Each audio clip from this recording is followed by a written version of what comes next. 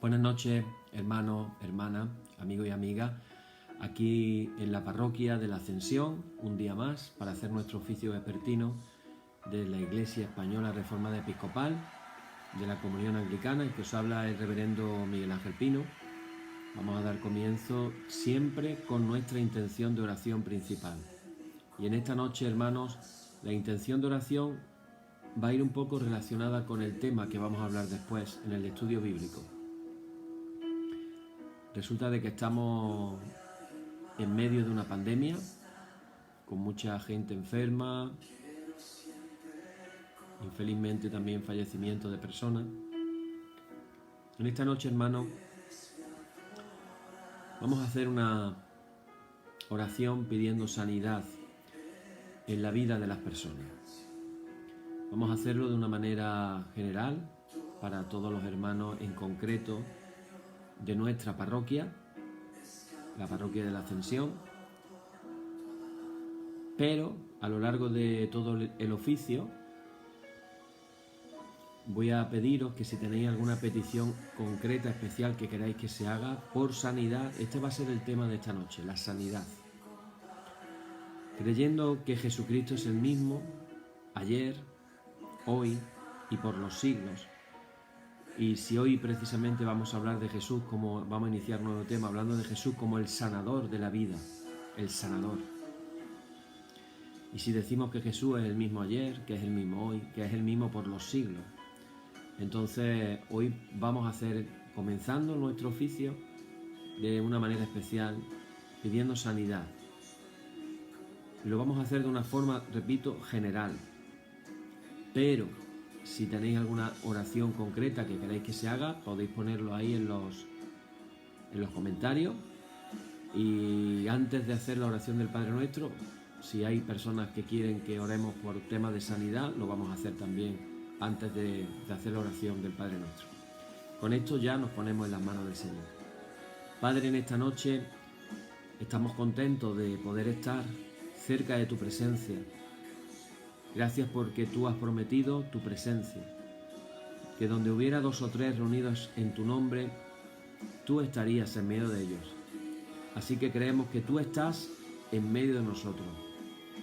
Señor, en esta noche queremos pedirte que puedas extender tu mano de sanidad sobre todas las personas que tienen alguna enfermedad en este momento en la parroquia de la Ascensión. Queremos pedirte, Señor, que tú puedas sanar a las personas según tu voluntad. Te pedimos también, Señor, por las parroquias de la IER en España, empezando por nuestro obispo don Carlos, por los presbíteros, los diáconos, los lectores seglares, por todas las personas que asisten a nuestras parroquias, Señor. Queremos pedirte en esta noche que tú puedas extender tu mano y que tú puedas hacer sanidades, que puedas sanar los cuerpos enfermos, Señor. Y lo decimos creyendo que tú lo puedes hacer hoy exactamente igual que lo hiciste hace 2000 años. Señor, nos acordamos del familiar de Nancy, tú sabes quién es, y queremos pedirte por ese familiar en Estados Unidos que tú pongas tu mano sanadora, Señor. Nos acordamos de la niña Danica, tan enferma de sus pulmones. Padre, en esta noche pedimos tu misericordia sobre ella y te pedimos que tú la puedas sanar completamente, Señor. Te lo pedimos todo en el nombre de Jesús. Amén. Bien, hermanos, pues dicho esto, repito, esta noche, como hemos empezado orando por sanidad, si alguna persona quiere apuntar en los comentarios que podamos orar por alguien en concreto, pues después, en un rato después, antes de orar por el Padre Nuestro, pues podremos hacer esa oración particular. Así que con esto empezamos nuestra liturgia y decimos: en el nombre de nuestro Señor Jesucristo sea luz y paz. Amén. Desde el nacimiento del sol hasta donde se pone, sea alabado el nombre del Señor. Sea el nombre del Señor bendito desde ahora y para siempre. Oh Dios, cuyo nombre es bendito desde la salida del sol hasta su ocaso, llena de ciencia nuestros corazones. Abre nuestros labios en tu alabanza, para que como eres bendito con el debido honor por todos los siglos, así seas alabado de oriente a occidente por todas las naciones. Amén. Por tu misericordia, oh Dios nuestro, que eres bendito y vives y gobiernas todas las cosas por los siglos de los siglos. Amén. Vamos a leer el número 4 de nuestra liturgia, que dice: las obras de las manos del Señor son verdad y juicio, fieles son todos sus mandamientos. Oíd el resumen que nuestro Divino Maestro ha hecho de los mandamientos de Dios. Amarás al Señor tu Dios con todo tu corazón, con toda tu alma, con toda tu mente. Este es el primero y el grande mandamiento, y el segundo es semejante a este. Amarás a tu prójimo como a ti mismo. De estos dos mandamientos pende toda la ley y los profetas. Y a nosotros, discípulos suyos, nos ha dado Jesús un mandamiento nuevo, diciendo: este es mi mandamiento, que os améis los unos a los otros, como yo os he amado. En esto conocerán todos que sois mis discípulos, si tuviereis amor los unos con los otros. Oremos, hermanos. Señor Jesucristo, sin cuya ayuda nada podemos hacer, vive en nosotros y capacítanos con tu gracia para que, llevando mucho fruto, demos gloria al Padre Celestial. Amén. Hermanos muy amados, reconocemos ahora con sinceridad cuán lejos estamos de haber cumplido fielmente la voluntad del Señor.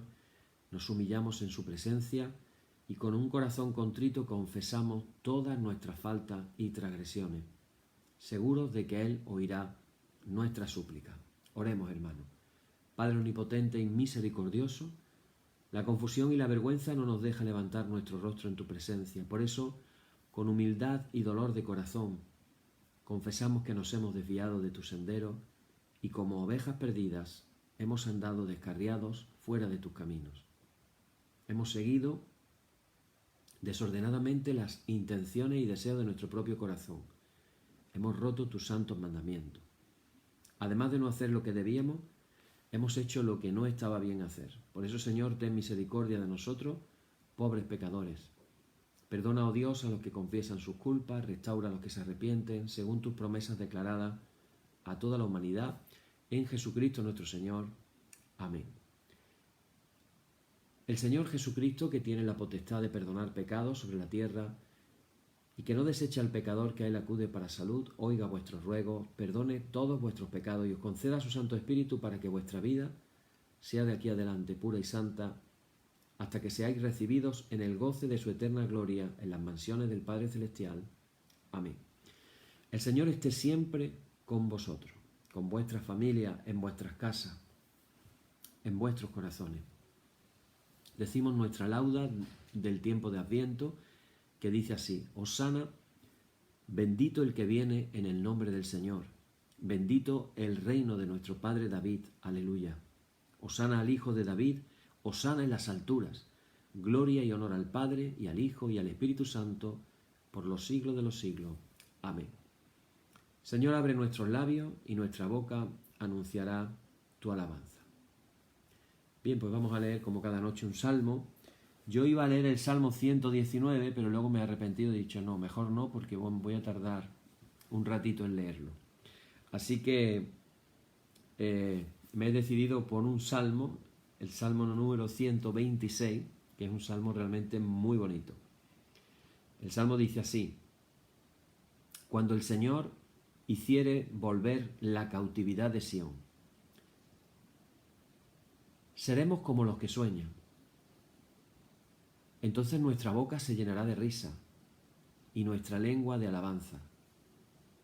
Entonces dirán entre las naciones: grandes cosas ha hecho el Señor con estos.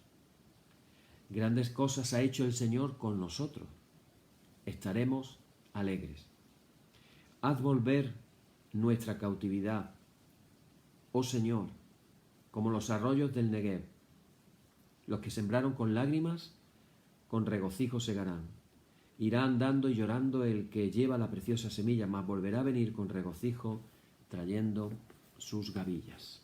Gloria y honor al Padre, y al Hijo, y al Espíritu Santo, por los siglos de los siglos. Amén.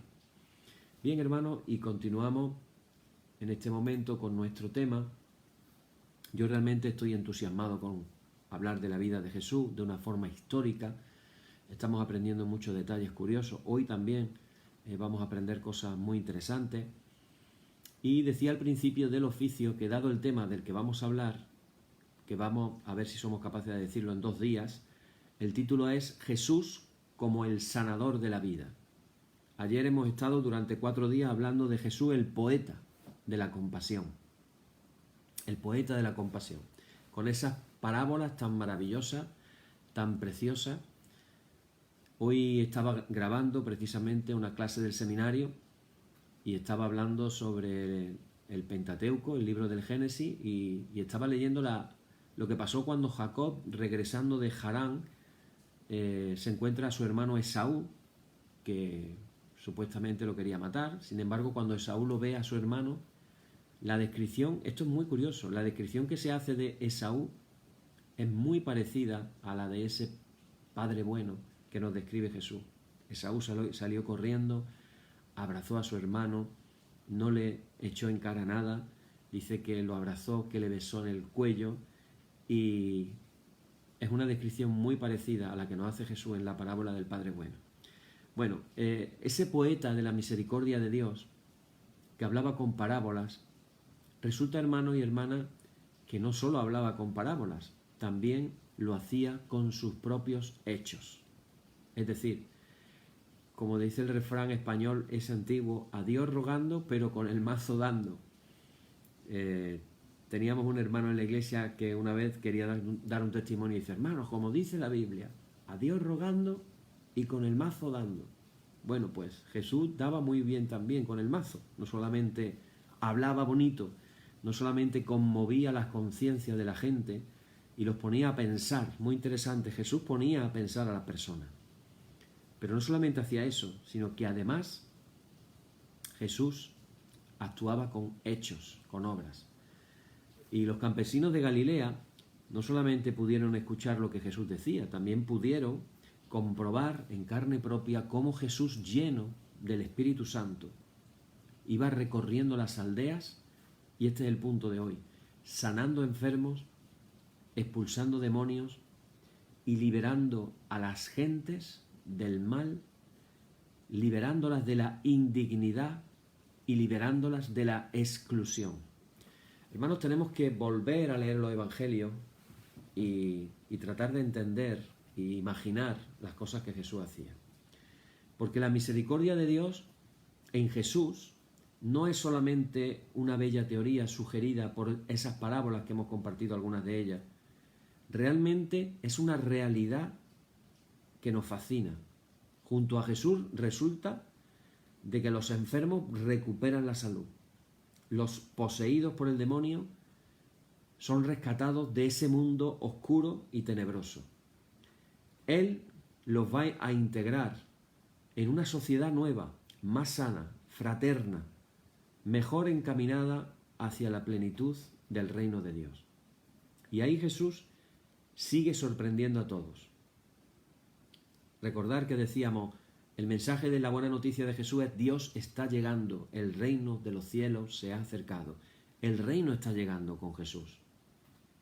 Pero no como el reino de Dios de los justos, como veíamos ayer en la parábola del fariseo y el recaudador de impuestos, sino como el Dios de los que sufren.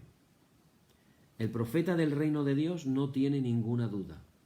Lo que a Dios le preocupa, hermanos y hermanas, y a día de hoy exactamente igual, lo que a Dios le preocupa no es otra cosa que el sufrimiento de los más desgraciados. Lo que le mueve a actuar en medio de su pueblo, aquí me permitís que abra un paréntesis. Por años creí que Jesús sanaba para certificar su palabra. Es decir, fijaros, si esto lo analizamos con tranquilidad, estas son las típicas tradiciones protestantes que no tienen ningún sentido, porque no entienden para nada quién es realmente Dios y cómo es Dios. O sea, que Dios sanaba para que hoy, cuando nosotros leyéramos la Biblia, el canon de la Biblia, pudiéramos decir: sí, era cierto, esto era la palabra de Dios, porque como Dios sanaba, era la palabra de Dios. No, hermano. Jesús no en ningún momento utilizó de textos bíblicos para hablarle a las personas, ni para convencerlos de nada. Él habló su propia palabra, él habló sus parábolas y lo confirmó a través de actuar en medio de su pueblo con su amor compasivo. Es el Dios que quiere reinar entre los hombres y las mujeres como un Dios que sana. Los evangelios lo afirman de una manera rotunda. Los evangelios lo dicen de una manera diciendo esta frase de: recorría toda Galilea proclamando la buena noticia del reino y curando toda enfermedad y dolencia en el pueblo. A diferencia del Bautista, que nunca sanó a nadie, Jesús proclama el reino de Dios poniendo salud y vida en las personas y en la sociedad. Lo que Jesús busca, antes que nada, entre aquella gente de Galilea, no es hacer una reforma de vida religiosa, sino ayudarles a disfrutar de una vida más sana, más liberada del poder del mal. En la memoria de los primeros cristianos queda grabada este recuerdo de Jesús. Así lo definen. Fijaros, lo dice en el libro de Hechos, dice: ungido por Dios con la fuerza del Espíritu Santo, pasó haciendo el bien y curando a todos los oprimidos por el diablo, porque Dios estaba con él. Me encanta cuando dice pasó haciendo el bien y curando o sanando a todos los oprimidos por el diablo. Así que la primera mirada de Jesús no se dirige a esos pecadores que necesitan ser llamados a la conversión, sino hacia los que sufren la enfermedad, el desvalimiento, el estar desvalidos, a los que anhelan más vida o una mejor vida y sobre todo los que anhelan salud. Y para entendernos bien cómo es la cosa, yo quiero que hablemos en esta noche un poquito cómo eran esos enfermos de Galilea. Porque lo cierto es que en cada cultura se vive la enfermedad de una manera diferente. En todos los países existen ciertas, digamos, costumbres en relación a la enfermedad. No es lo mismo enfermar en la sociedad occidental de nuestros días que estar enfermo en la Baja Galilea de los años 30 del siglo I. No solo eso, incluso en nuestra sociedad occidental, depende del país donde a uno le ha tocado vivir, la enfermedad se va a mirar de una manera u otra. Yo recuerdo una visita que me hizo un misionero, no voy a decir de un país latinoamericano, y a mi hija le dio una apendicitis, y cuando yo llegué a la casa de trabajar, él estaba allí en mi casa, y me va a comunicar la noticia de que mi hija tiene apendicitis, me lo dice llorando, y me lo dice con una desesperación bárbara. Y yo digo, pero bueno, ¿y ahora de dónde vas a sacar el dinero para poder pagarte la operación de la niña del apendicitis? Digo, espérate, es que en España la sanidad es gratis. Yo la llevo al hospital y le hacen todo y no me cobran nada. Claro, esa misma situación, si nos vamos a un país tan avanzado como Estados Unidos, donde te lo cobran todo, pues evidentemente ciertas cosas se pueden convertir en una auténtica desgracia o tragedia, además de la enfermedad en sí. Por eso no es lo mismo como se plantea en un sitio u otro. Y la enfermedad, además, no es solamente un hecho biológico, porque al mismo tiempo, para el enfermo, es una experiencia que él va a interpretar, que la va a vivir y la va a sufrir según el modelo cultural de la sociedad en la que vive. Y esta es la pregunta: ¿cómo se vivía la enfermedad en aquellas aldeas que Jesús iba recorriendo? ¿Cómo les afectaba a aquellos campesinos? ¿Cómo reaccionaban sus familiares y vecinos? ¿Qué hacían para recuperar la salud? Cuando una persona se enfermaba, ¿cómo trataban de recuperarse? Los enfermos a los que Jesús se acerca padecen, y esto es un estudio que se ha hecho, padecen dolencias propias de un país pobre y subdesarrollado. Es decir, por eso allí nos encontramos ciegos, paralíticos, sordomudos, enfermos de la piel y gente desquiciada. Muchos son enfermos incurables, que están abandonados a su suerte y que han perdido toda capacidad para poder ganarse el sustento. Por eso viven arrastrándose por la vida en una situación de mendicidad, rozando la miseria y en muchos casos el hambre. Jesús se los va a encontrar tirados por todos los caminos, a la entrada de los pueblos, en la sinagoga, tratando de conmover el corazón de la gente para que la gente les pueda dar una limosna, con la cual poder comer algo. Estos campesinos, además, están percibiendo su enfermedad no tanto como una dolencia orgánica, sino como una incapacidad para vivir como los demás habitantes de Galilea, como los demás judíos. Ellos se sienten incapacitados, no pueden vivir de la misma manera. Por ejemplo, la mayor desgracia que tienen los ciegos es no poder captar la vida de su entorno. Al estar cegados los ojos, se les cierra el paso por el que la vida accede al interior de la persona. De hecho, el ciego pierde el contacto con la realidad. No puede contemplar los rostros, no puede ver los campos, se le hace más difícil pensar con perspicacia, valorar las cosas, amar a las personas. En el caso de los sordomudos, la desgracia es su incapacidad para comunicarse. No pueden escuchar el mensaje de los demás, no pueden expresarse ellos mismos, no pueden hablar, no pueden bendecir, no pueden cantar. Están encerrados en su aislamiento y solo se escuchan a sí mismos. La desdicha de los paralíticos, incapaces de valerse de sus manos o de sus pies, es que no pueden trabajar, no pueden moverse, no pueden actuar, no pueden caminar ni peregrinar a Jerusalén, no pueden abrazar, no pueden bailar. Lo que anhelan estos enfermos no es solamente la curación, la sanación de una dolencia, sino poder disfrutar de los demás que están disfrutando una vida más plena. Y ahora nos encontramos con otros, con los leprosos. Los leprosos sufrían la enfermedad de una manera diferente. En realidad, no son víctimas de la lepra que conocemos hoy nosotros, sino son gente afectada por diversas enfermedades de la piel. Es decir, no es la lepra que conocemos hoy nosotros, que hay por el mundo en las leproserías, sino que para ellos simplemente es toda una gama de enfermedades de la piel que podía ser una simple psoriasis, tiña, erupciones, tumores, eczemas, todos los que tienen alguna enfermedad de la piel, que claro, cuando se van extendiendo por todo el cuerpo, pues la apariencia que dan es realmente, vamos a decirlo claro, algo repugnante. La tragedia de estos enfermos no consiste tanto en el mal que desgarra físicamente su cuerpo, sino en la vergüenza, en la humillación, de sentirse personas sucias, repulsivas, a las que todos les rehuyen. El verdadero drama no es no poder casarse o no poder tener hijos, no participar en las fiestas y las peregrinaciones, quedarse condenados al aislamiento. Ese es el verdadero drama. También los enfermos de Galilea, como los de todos los tiempos, se habrían hecho la pregunta que siempre brota espontáneamente en toda enfermedad grave, cuando te hacen la pregunta de ¿por qué?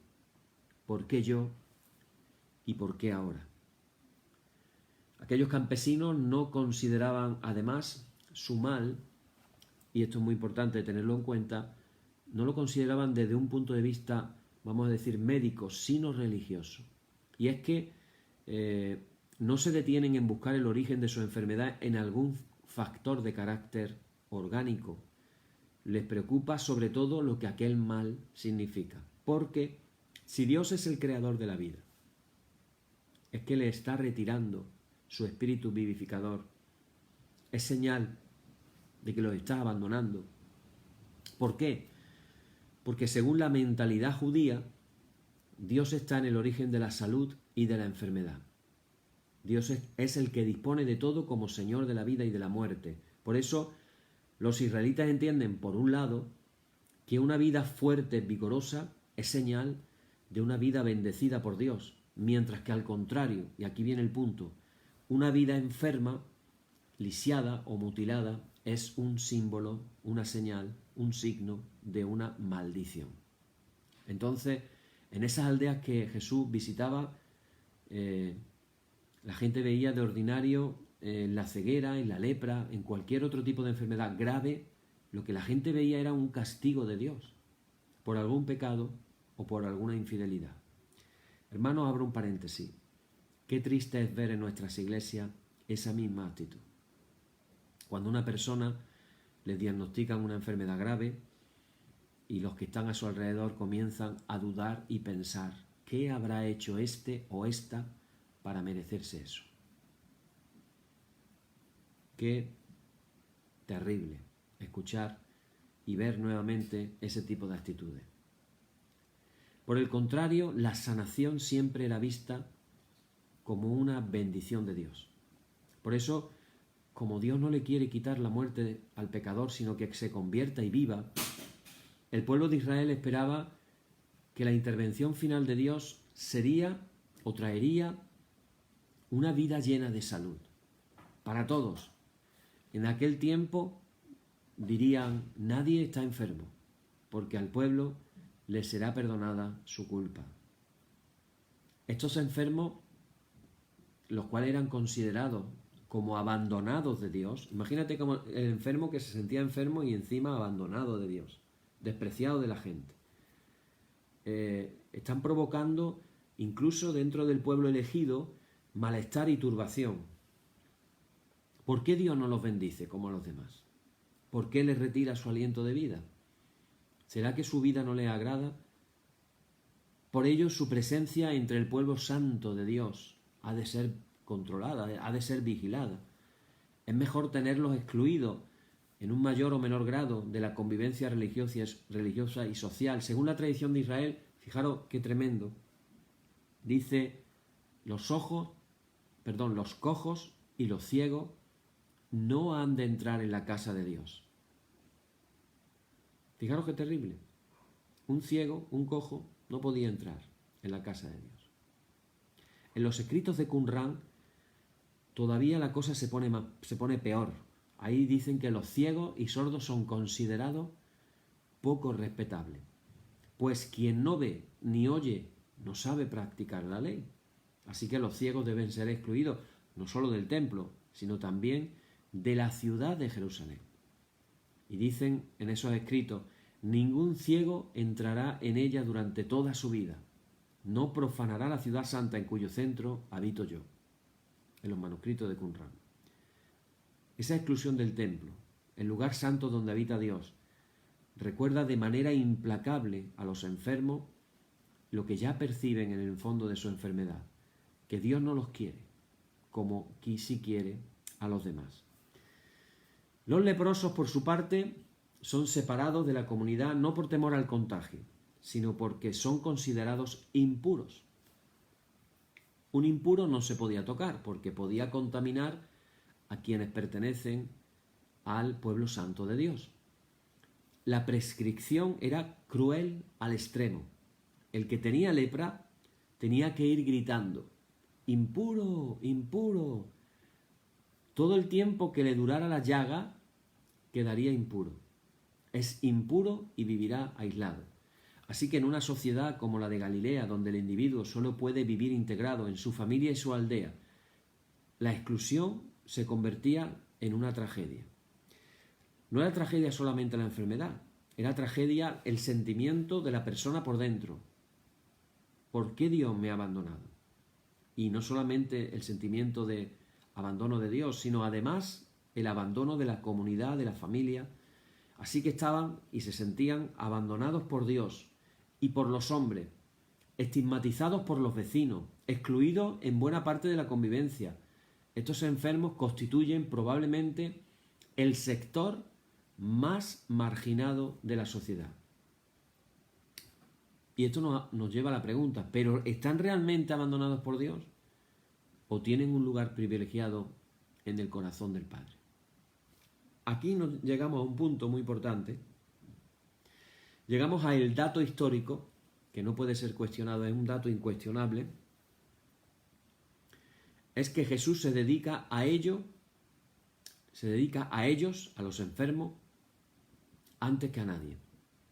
Jesús se va a acercar a los que se consideran abandonados por Dios.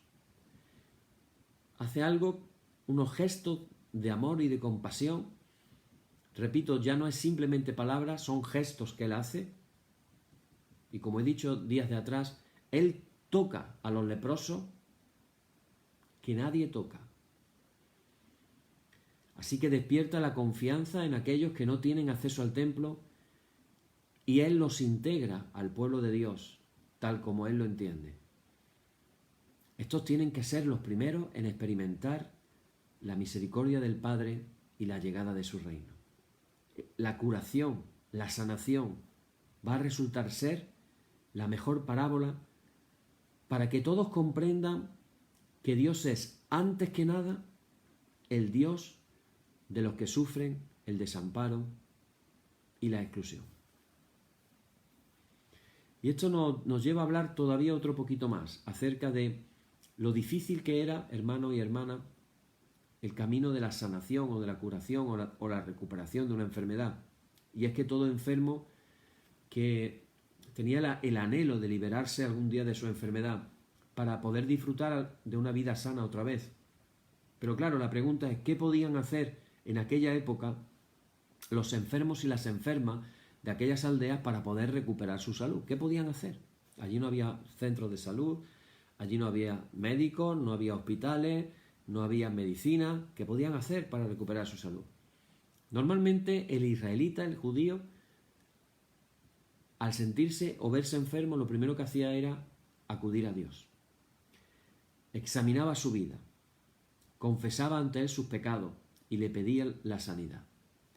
Podía recitar uno de tantos salmos compuestos por enfermos y que estaban recogidos en las Escrituras, cuando dice, por ejemplo, «Ten piedad de mí, Señor, sáname». La familia sería la primera en atender a su enfermo. Los padres y familiares más cercanos, el patrón de la casa o los mismos vecinos, ayudaban también al vecino a reconocer su pecado e invocar a Dios. Al mismo tiempo buscaban a algún curador de los alrededores. Al parecer, no podían acudir a médicos profesionales. Estamos hablando de Galilea, estamos hablando de las aldeas, y es que los médicos profesionales, históricamente, la medicina griega, que había sido impulsada por Hipócrates en el siglo 450 al 350 a.C., se habría extendido por toda la cuenca del Mediterráneo, habiendo llegado probablemente a ciudades importantes como Tiberíades, Séforis o las Decápolis, pero claro, no estamos hablando de llegar. La medicina profesional no llegaba a las aldeas de Galilea. En la medicina hipocrática no se invocaba el poder curador de los dioses, sino que basándose en alguna teoría del cuerpo humano, se detectaba la enfermedad, se diagnosticaban las causas y se buscaba algún remedio que ayudara a recobrar el equilibrio del cuerpo. Recordáis que hay un personaje femenino en los evangelios, la famosa llamada mujer hemorroísa, que tenía un flujo de sangre y que nos cuenta el evangelio que había gastado todo lo que tenía en los médicos. Y dice, y no le había ido bien, al contrario, estaba peor. La postura tradicional, sin embargo, de los israelitas ante este tipo de medicina griega se miraba con recelo, pues para ellos solo Dios era la fuente de salud. Pero ya en tiempos de Jesús las cosas habían cambiado. Ya algunos sabios judíos recomendaban acudir a los médicos. Pues hay momentos, decían, que la solución podía estar en sus manos. Pero claro, por desgracia, para los enfermos de Galilea, los médicos no estaban al alcance de sus posibilidades. No solo porque vivían lejos de las aldeas, sino porque además tenían unos honorarios muy elevados.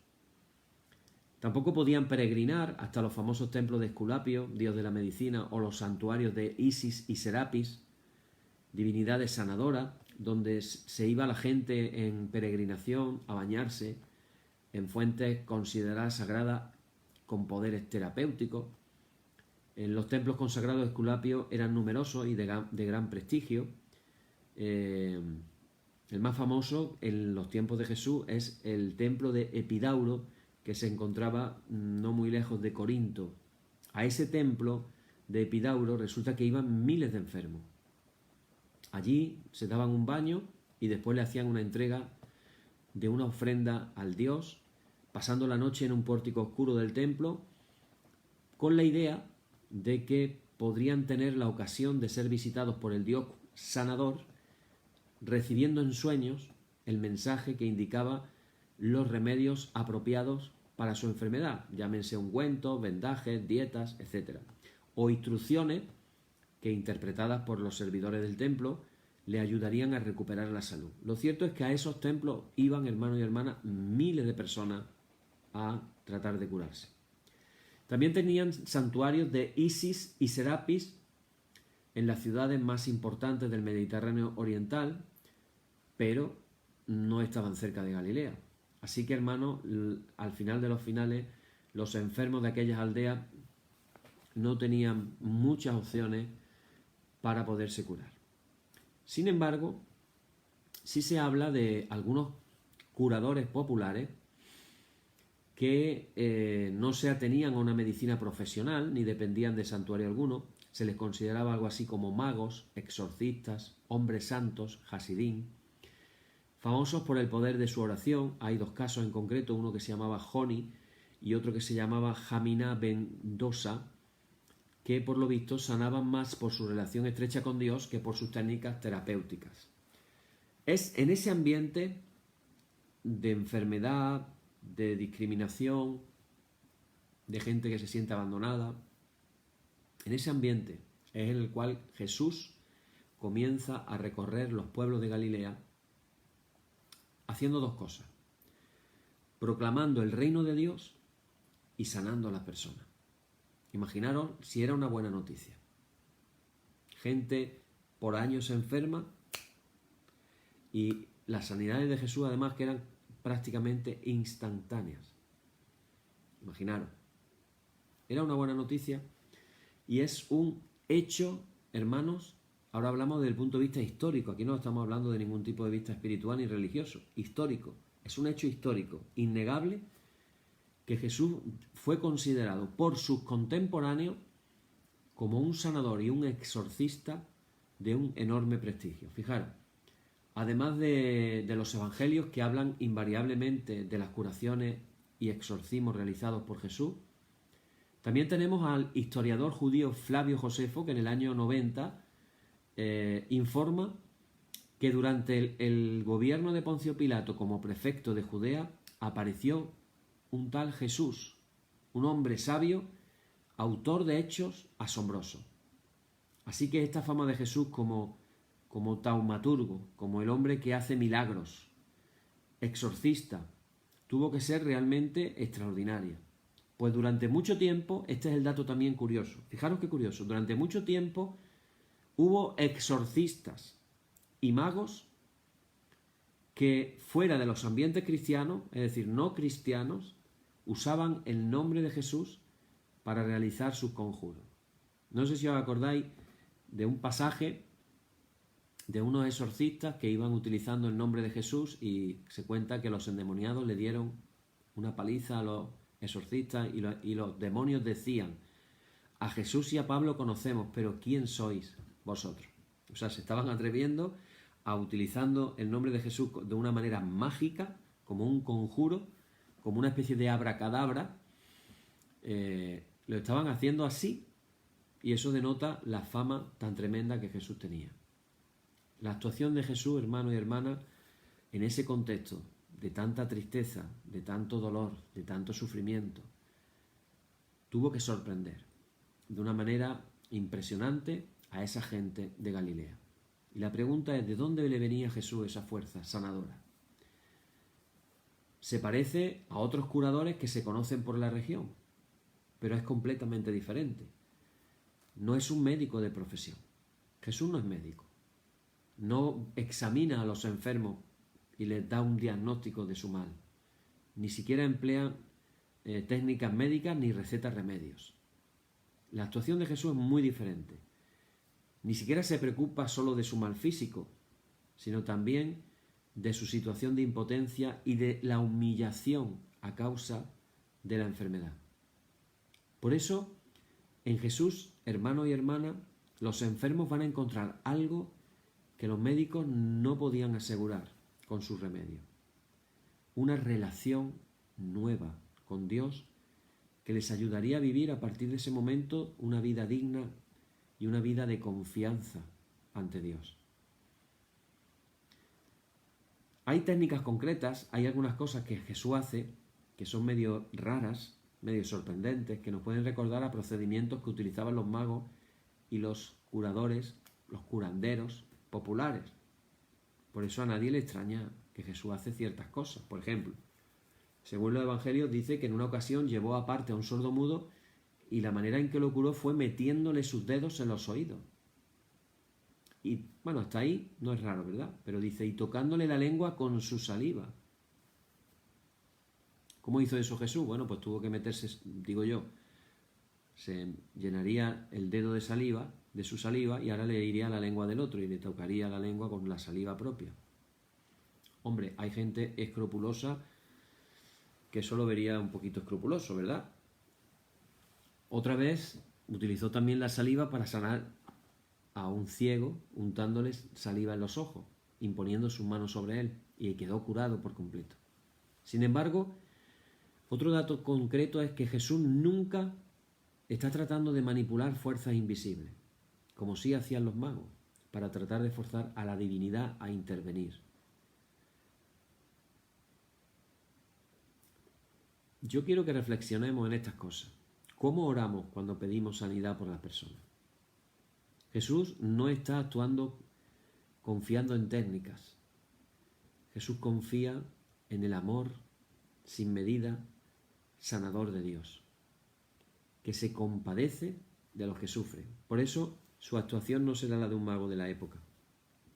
Nunca interviene para hacer daño, nunca causa enfermedades, nunca produce insomnio, va a impedir amores o a deshacerse de enemigos. Él va a curar el sufrimiento y la enfermedad. No lo escucha diciendo extraños conjuros, fórmulas secretas, no emplea amuletos, no hace hechizos, no hace encantamientos. Muy importante, no actúa nunca por intereses económicos. Qué triste, hermanos, hermanas, es cuando vemos a algunos predicadores y predicadoras que antes de orar por sanidad te piden la ofrenda. Y el tamaño de tu ofrenda determinará la bendición de Dios para tu vida. Y tú escuchas cómo piden dinero descaradamente, aprovechándose de personas como esa mujer hemorroísa que, buscando la última salida para su enfermedad incurable, se ponen en las manos de esas personas que se aprovechan y sacan dinero de ellos.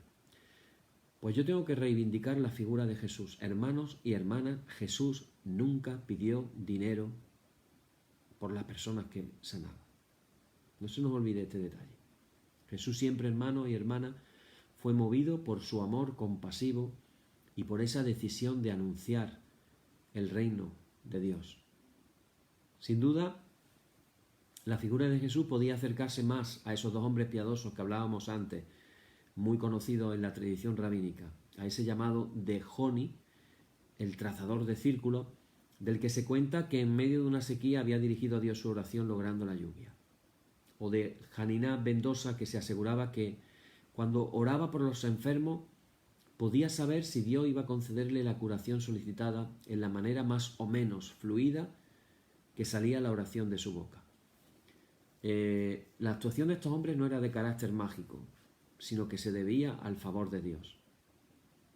Entonces la tradición rabínica lo que viene a acentuar es la eficacia de su oración. Ahora bien, Joni y Hanina Bendosa no son propiamente taumaturgos, no son hacedores de milagros, no obran milagros con sus palabras o gestos. Lo milagroso es el poder de su oración. Pero ese no es el caso de Jesús, que obra sus sanidades simplemente dando una orden o realizando un gesto. ¿Habéis caído en la cuenta de que creo, si alguien lo encuentra lo puede poner en los comentarios, pero hasta donde me llega la memoria, no recuerdo a Jesús hacer ninguna oración para sanar a un enfermo? Recuerdo a aquel leproso que le dice, Señor, si quieres puedes sanarme. Y Jesús le respondió, sí, quiero. Y quedó sano.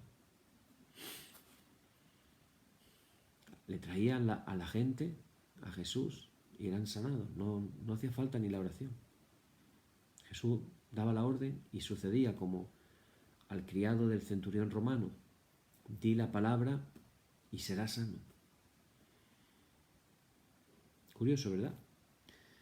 Probablemente la gente veía a Jesús no tanto como un hasid, al estilo de Joni o de Janina Vendosa, sino más bien como un profeta que sanaba en virtud del Espíritu de Dios. Esa actuación suya podía despertar más bien el recuerdo de Elías o Eliseo, profetas que habían sido muy populares en el Reino del Norte por sus hechos milagrosos, precisamente. De Elías se decía que había resucitado al hijo de una pobre viuda, a la que ya anteriormente había alimentado de manera milagrosa. A Eliseo se le atribuían, entre otros hechos, la resurrección del hijo de una viuda o una multiplicación prodigiosa de panes, la curación de Naamán, el jefe del ejército arameo enfermo de lepra. Pero en el caso de Eliseo, la tradición, el Antiguo Testamento le atribuye cosas a Eliseo que no podría haber hecho Jesús ni por asomo. Por ejemplo, se habla de Eliseo que había hecho morir con su maldición a un grupo de niños que se burlaban de él, o había castigado con la lepra a un criado de Naamán, o había dejado ciegos a unos soldados que habían salido a capturarlo. Eso no podríamos verlo. Ese tipo de actuaciones no podríamos verla en ese poeta de la misericordia de Dios. No nos podemos imaginar a Jesús de esa manera. Jesús no era así. Lo que más diferencia a Jesús de otros sanadores es que para él las curaciones no son hechos aislados. Esto es muy importante. No es que Jesús sana de manera aislada. Jesús tiene la sanidad como algo propio de él en su proclamación del reino de Dios. Para Jesús es la manera que tiene de anunciar a todos esa gran noticia. Dios está llegando y los más desgraciados pueden experimentar ya ese amor compasivo. Curaciones sorprendentes, pero desde una humildad, reales, que nos traen lo que puede ser un mundo nuevo, ese mundo que Dios quiere para todos nosotros. Jesús, podríamos preguntarnos de dónde salía esa fuerza sanadora que él tenía. Lo cierto y verdad es que cuando nos paramos a meditar en la persona de Jesús, nos damos cuenta de que Jesús contagia salud y contagia vida. Recuerdo esas palabras cuando habla del buen pastor en el Evangelio de Juan y dice: el ladrón ha venido a robar, a matar y a destruir. Y dice Jesús: pero yo he venido a daros vida, y no cualquier vida, a daros vida en abundancia.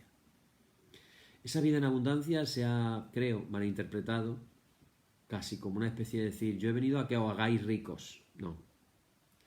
La vida en abundancia significa vivir de verdad, porque uno puede ser rico y no estar viviendo una vida de verdad, sino simplemente está muerto en su delito, en sus pecados, en sus placeres de la carne, pero no estamos viviendo la vida de Dios, la vida espiritual.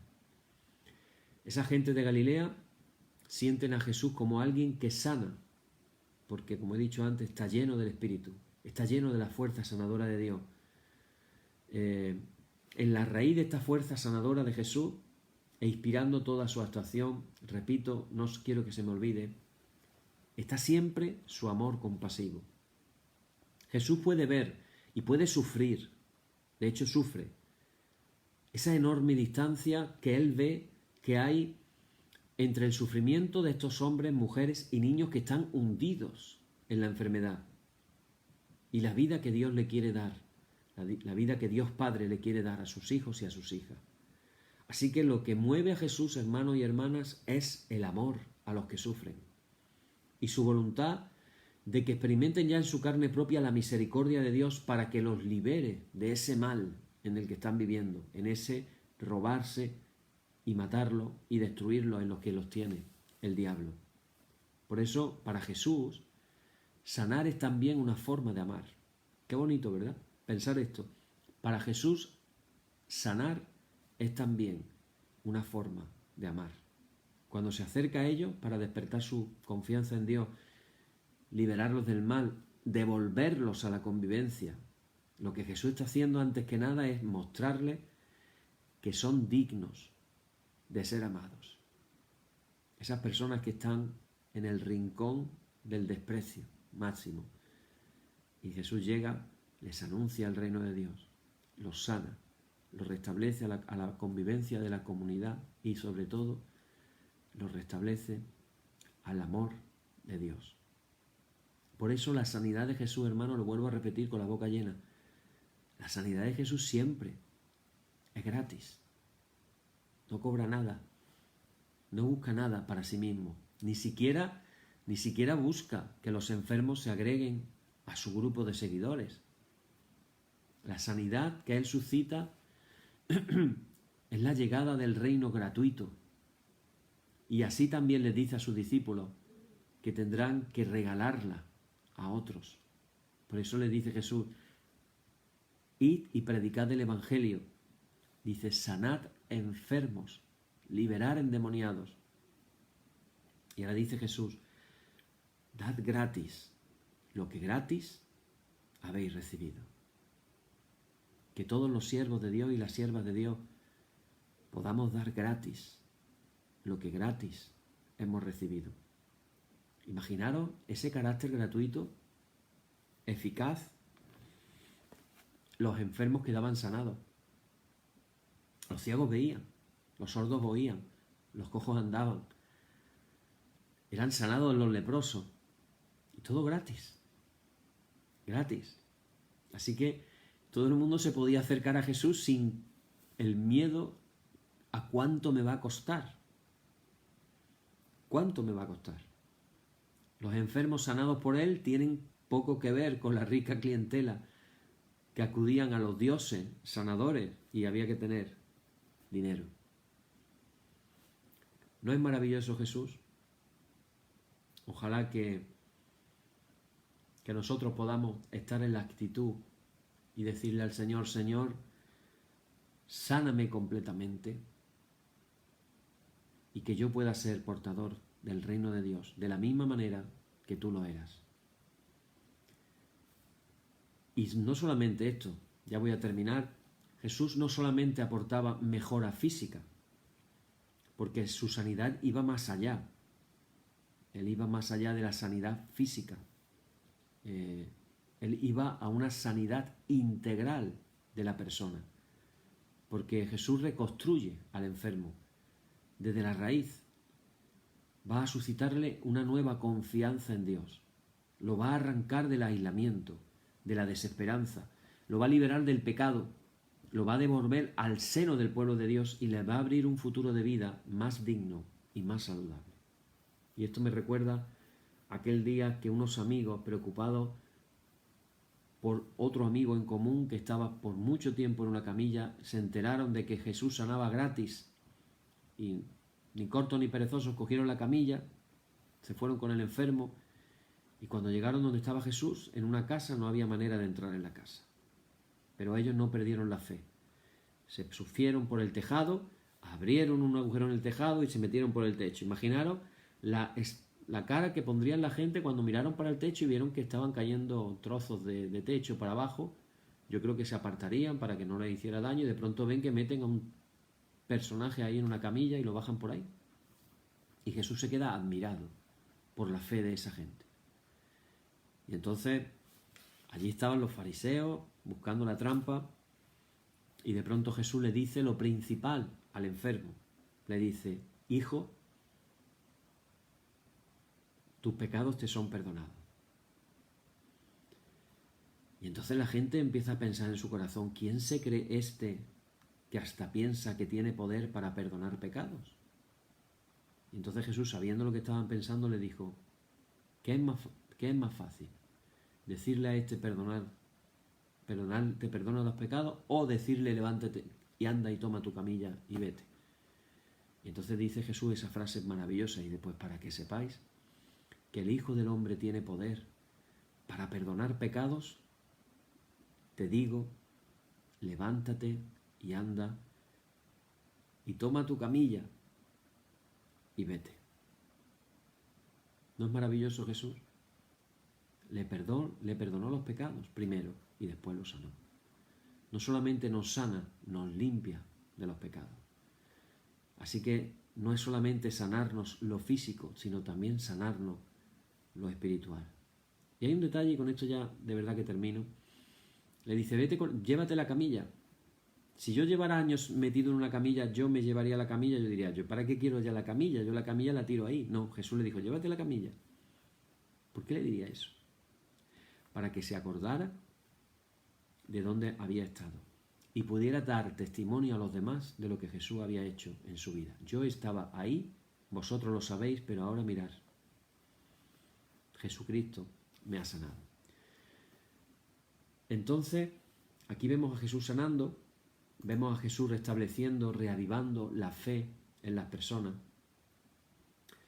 y reconciliando a las personas con la sociedad. Me encanta el gesto de Jesús al extender la mano y tocar. Cuando Jesús toca, está liberando de la exclusión. Es un gesto intencionado, revolucionario, rebelde, conflictivo. Pero ahí está Jesús, extendiendo su mano y tocando al leproso. Y todos asustados. Está tocando al leproso, se va a impurificar. Y resulta que cuando Jesús toca al leproso, en vez de impurificarse Jesús, el leproso se sana. Porque no está pensando solo en la sanidad del enfermo, está haciendo una llamada a la sociedad. Está llegando el reino de Dios. Hay que construir la vida de otra manera. Los impuros pueden ser tocados. Esto es evangelio. Los impuros pueden ser tocados. Los excluidos han de ser acogidos. Los enfermos no han de ser mirados con miedo, sino con compasión, como los mira Dios. Bueno, pues hasta aquí vamos a llegar hoy, porque mañana vamos a entrar en un tema peliagudo. Mañana vamos a hablar esa parte también de Jesús como liberador de demonios. Así que mañana todavía tenemos mucho de qué hablar. Tenemos motivos para amar a Jesús, tenemos motivos para aprender de Él, tenemos motivos para enamorarnos cada día más de Él. Que en esta noche podamos decirle al Maestro, Jesús, concédenos la gracia, ¿por qué no?, de decirle de que tú puedas extender tu mano y tocar mi vida. Que tú puedas extender tu mano y tocar mi vida. Y que mi vida sea cambiada, mi vida sea transformada, que yo pueda experimentar tu presencia de una manera más profunda en mí. Amén. Bueno, recordar que al principio dije, iniciamos con una oración por sanidad y pedía si alguien tiene algún motivo, puede apuntarlo en los comentarios. Aquí tenemos un motivo de oración por Esther Trigo. Ella está trabajando en Madrid, en un hospital, en la parte de farmacia, a donde van los enfermeros, los médicos a solicitar medicina y cosas para el tratamiento y tal, y ella está ahí en primera línea. Entonces vamos a orar por ella. Si alguna persona quiere que oremos, vamos a hacer una cosa. El Señor me lo está poniendo en este momento en la mente. Vamos a hacer una cosa. Yo voy a orar por sanidad general, además de orar por Esther Trigo, pero voy a orar de una manera especial. A ti que estás en tu casa, en este momento que estamos en directo, o cuando esto se vea en el YouTube, no importa, para Dios no existe el tiempo, ni el espacio, ni el momento. Dios puede hacerlo cuando Él le place. Entonces vamos a hacer una cosa. Yo te voy a pedir que, si tú quieres pedirle al Señor unirte conmigo por una sanidad en tu vida, en el caso de que tengas localizado una enfermedad, te voy a pedir que pongas tu mano en ese lugar que tiene la enfermedad, y yo voy a orar de manera general, pero puede ser un gesto de fe en nuestras vidas hoy poner nuestra mano donde está la enfermedad, si está localizada. Si no está localizada, pues pon tu mano en el pecho. Pones tu mano en el pecho como un símbolo de fe, como una declaración de fe. Señor, yo creo que tú me puedes sanar, pongo mi mano en el pecho. Amén. Vamos a orar así. Primero vamos a orar por Esther. Padre, en esta noche pedimos que tú abraces con tu amor a Esther. Tú sabes dónde ella está en este momento. Yo quiero pedirte que ella pueda experimentar que tú estás al lado de ella, que tú le puedas traer paz a su corazón. Tú sabes, Señor, los próximos días, las cosas que tienen que suceder. Y yo quiero pedirte sobre todo también, Padre, que tú la protejas de todo mal, que tú la guardes. Escóndela, Señor, en el hueco de tus manos. Amén. Y Padre, en esta noche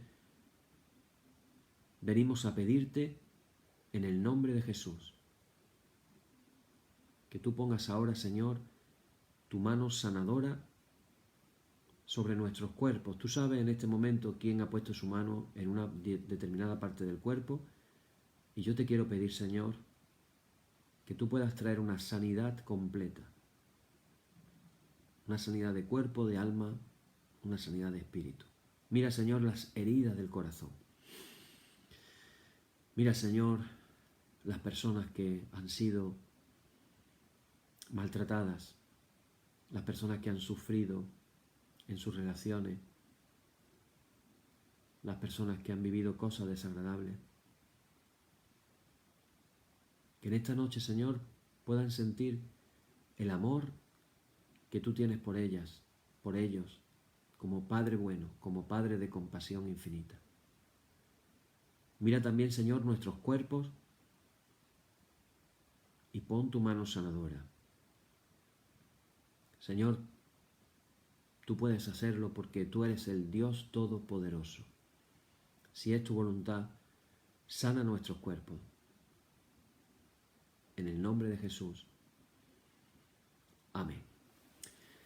Amén, hermanos. Pues creyendo que Dios puede hacer milagros, y porque Jesús es el mismo ayer, es el mismo hoy y será el mismo por los siglos.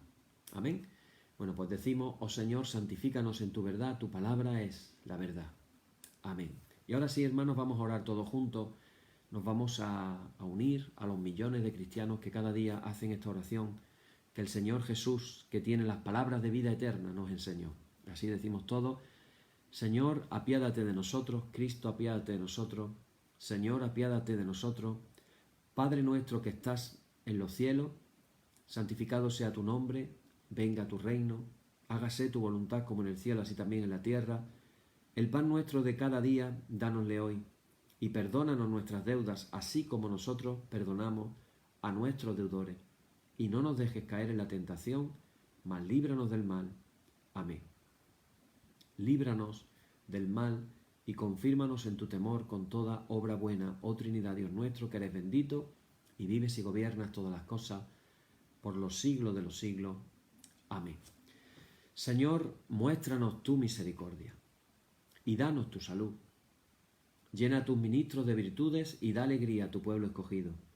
Acuérdate siempre de todas las congregaciones cristianas por el mundo que tú has poseído desde el principio. Oh Dios, purifica nuestros corazones y no quites de nosotros tu Santo Espíritu. Por la tarde de mañana y al mediodía, justo es, oh Señor, que te alabemos. Señor Dios omnipotente, que de la tarde, la mañana y el mediodía has hecho un día solo y has mandado al sol que conozca su ocaso, abre, te rogamos, las tinieblas de nuestros corazones y brillando tú en ellos te conozcamos como Dios verdadero y luz eterna. Amén. Por tu misericordia, oh Dios nuestro, que eres bendito y vives y gobiernas todas las cosas por los siglos de los siglos. Amén. Hermanos y hermanas, en el nombre de Jesucristo nuestro Señor, terminemos con paz. Gracias sean dadas a Dios. Amén. Y la paz que al subir a los cielos dejó Jesús a sus discípulos, sea siempre con vosotros en toda su plenitud. Y la bendición de Dios el Padre Omnipotente, del Hijo y del Espíritu Santo descienda sobre vosotros y more en vosotros eternamente. Amén. Bien, hermanos, pues hasta aquí llegamos hoy.